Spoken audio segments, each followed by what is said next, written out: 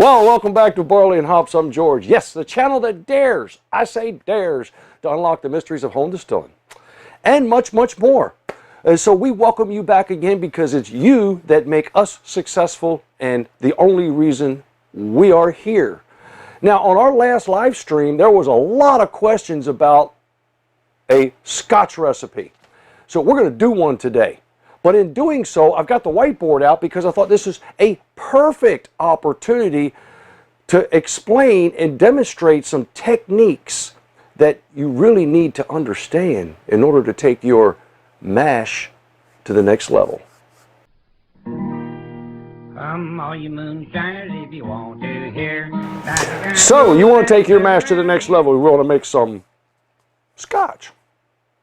And we're all familiar with Scotch. You know, Scotch is really a staple of our European continent, and most specifically up in the Highlands and the Lowlands of the great old Scotland.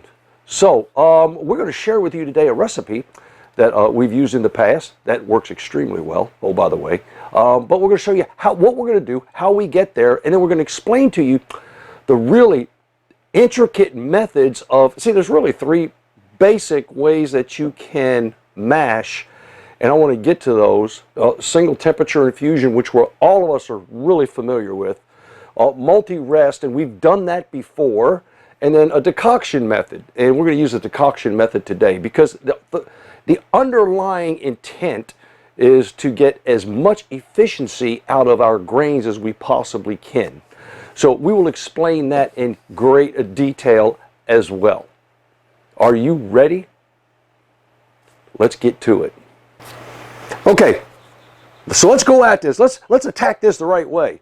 Our purpose and our underlying issue here, purpose for this video, is to make Scotch.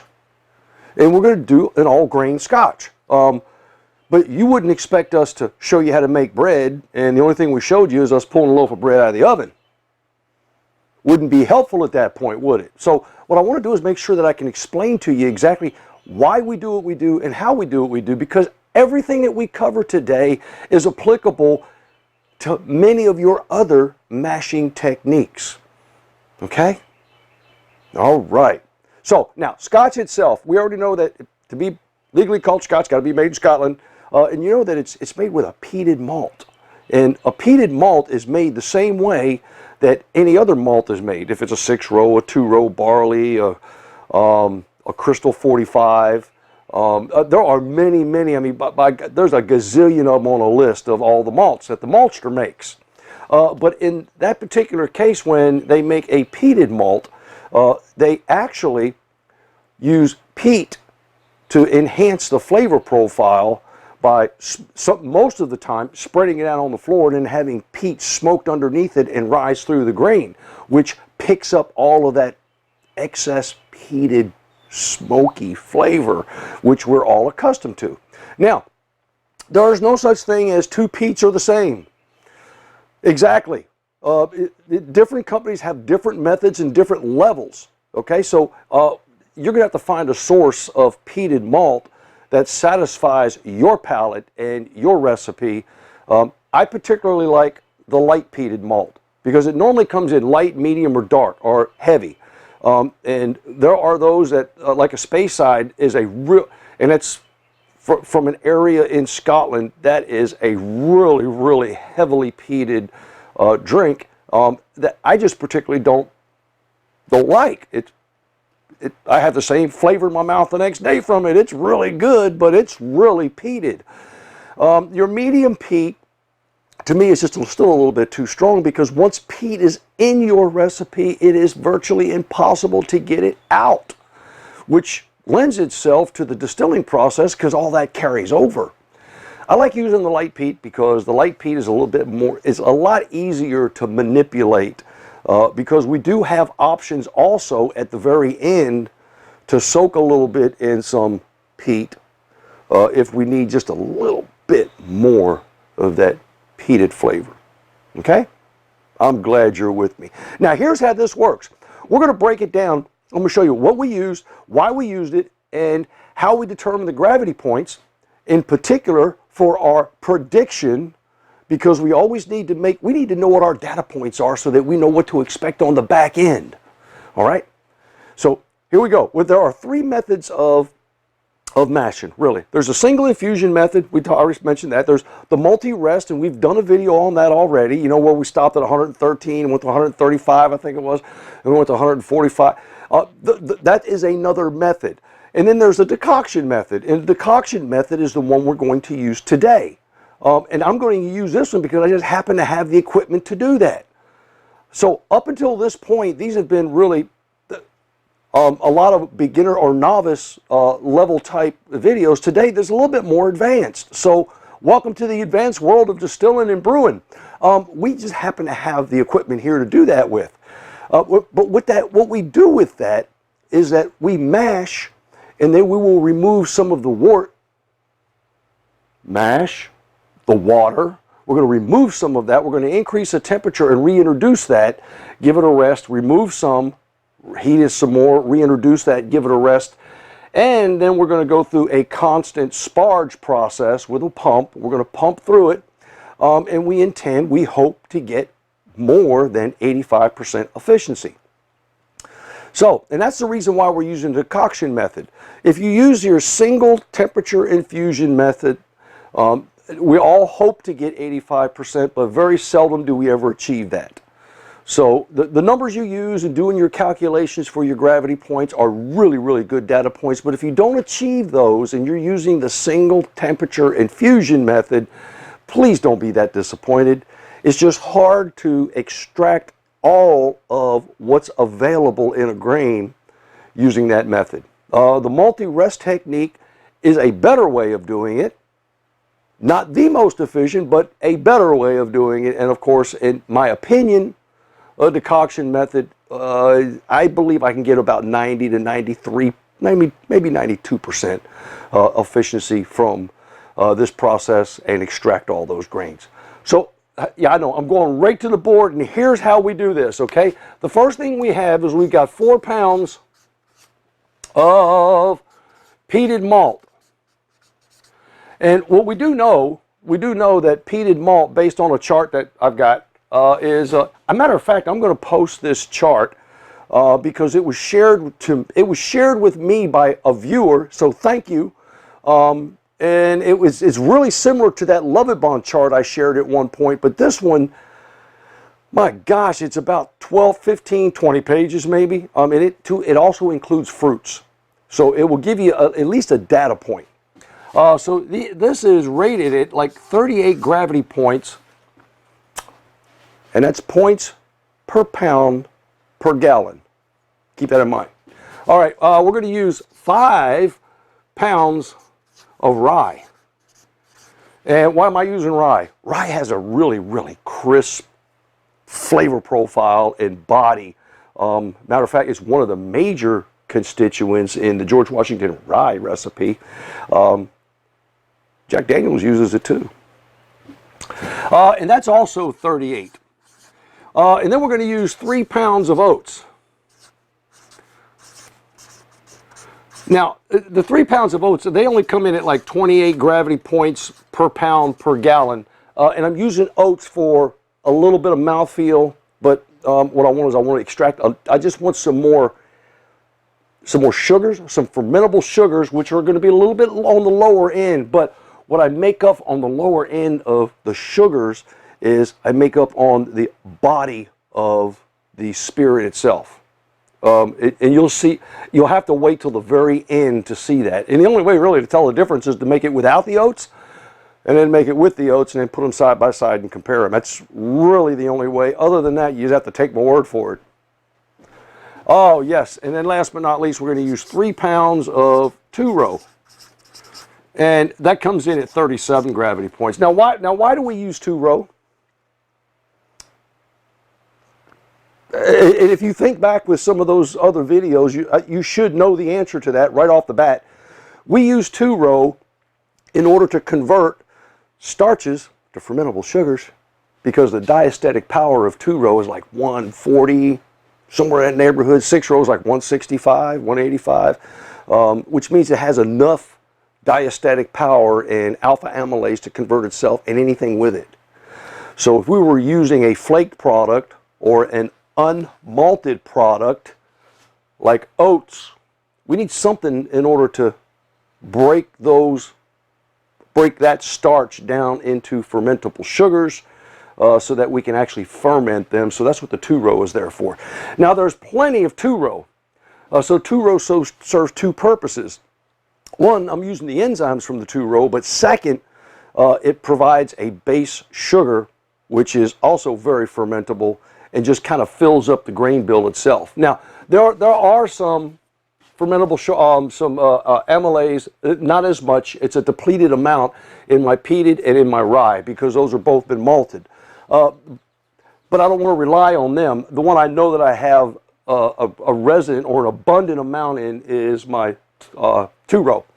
So what that equals is, what's that? 3, 5, 4, 5, 4, 6, that's 15 pounds. Now, of those 15 pounds of grain, my intent at the very end is I want to have 6 gallons of mash. So here's what I want. This is what I want. Whoops, 6 gallons of mash in order to make some scotch. So what do we know from this? We know from this, a lot of times, remember I've told you before, I said I'll use normally 1.25 to 1.5 pounds of grain per gallon. Right now, 6 into 15 is, what, 2 point, whatever, it's a little bit over that. So I can already tell you right off the bat that, okay, I'll get to the point. I'm going to use 8 gallons of water. Because I'm going to lose water in the end, remember? The grain's going to soak it up. I want to have 6 gallons finished product, so I've got to use some more water to get there. All right. Now, if we have 4 pounds of peated at 38, that's going to be 152 gravity points. So far with me? Now I got 5 pounds, it's going to equal 190. That's real simple math. Times 4 times 5 times 3. This one I believe is 84. This one is, oh gosh, let me get my calculator. Somebody's already ahead of me. 3 times 37 equals 111. 111. So I've got 100 times 3. Okay, so these are the gravity points that I can calculate out that my anticipation is. I've got 4 pounds at 38, so that's 152 gravity points. See if I put that all in 1 gallon. Well, we're not going to put it all in 1 gallon. Now, if we add all those up, my total is 537 gravity points. I've got that's how many gravity points that I can anticipate from this entire grain bill. If I divide that by 6, guess what that gives me? Yeah, I've done this before. What is George's what's my goal when it comes to gravity points? I've said this 1,000 times. And I know I know you already know this. I always shoot for like 1.090. So what am I looking for? I'm looking for somewhere like 90 gravity points. And that gives me, about 12.5%, 13% alcohol by volume, which is a real good base to work with. Well, if I divide this 537 by 6, lo and behold, comes up to 89.5 gravity points in that 6 gallons, which is as close to 90 gravity points you can get right off the bat. So my initial gravity, if all goes well, should be 1.090. Okay, and before you ask, gravity points, this is what I'm talking about. I'm talking about these last 2 digits. So that's what I mean by gravity points, okay? Oh, gosh, thanks for sticking with me on that one. That one almost blew my mind.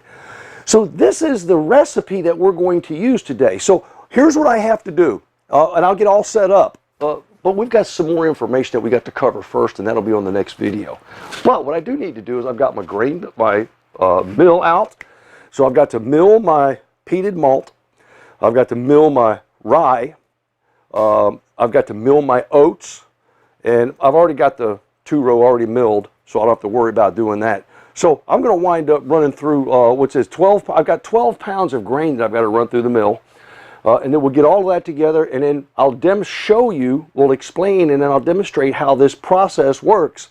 Because what it is, essentially, is the following. I'm going to have a cooler sitting right here. And this will be sitting on top of the table. Okay?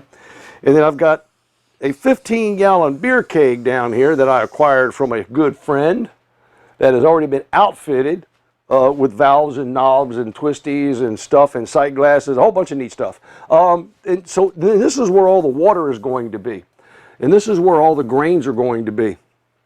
Now this has an outport here, and that comes from, of course, the bottom of the cooler itself. But it comes from the bottom of the cooler through a series of tubes that are laying down here, and the holes are in the bottom so that it only sucks up from the bottom.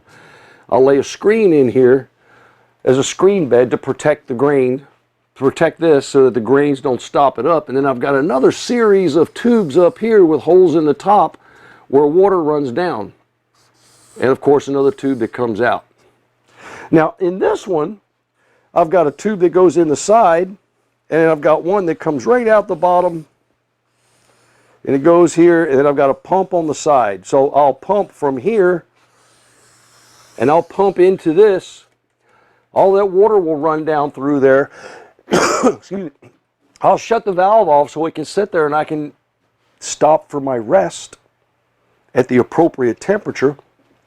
Then I'll open the valve, turn the pump back on. I'll pump this out back in here, heat this, pump some more water in there, do my second rest, then I'll do my third rest, and then at the very end, I'll leave the valves open and the pump running, and then we're going to sparge.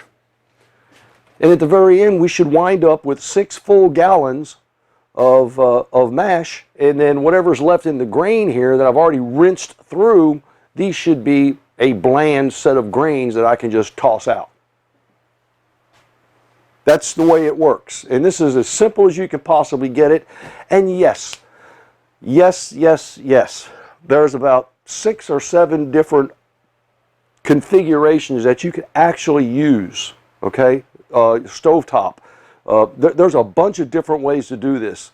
But again, as long as you don't violate the principles, which are allow the grains to soak and drain. And for a decoction method, soak and drain. Soak and drain. And then sparge, which is soak and drain constantly. As long as you don't violate the principles, how you get there is totally up to you. But you should see an increase in your mash efficiency. So stay tuned for part 2, and we're going to go into the next step of our explanation and then our demonstration. Happy distilling.